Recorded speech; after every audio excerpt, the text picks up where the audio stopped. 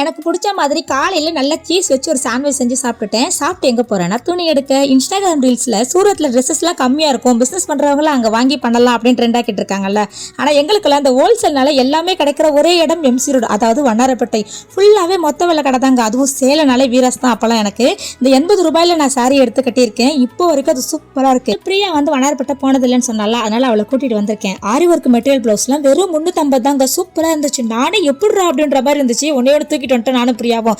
அப்புறம் எனக்கு விவரம் தெரிஞ்சு வீராஸ்னாலே எங்க சேலை தான் ஃபேமஸ். அதுவும் ஒவ்வொரு சேலைக்கு ஒவ்வொரு சீரியல் மாட்டி வச்சிருப்பாங்க.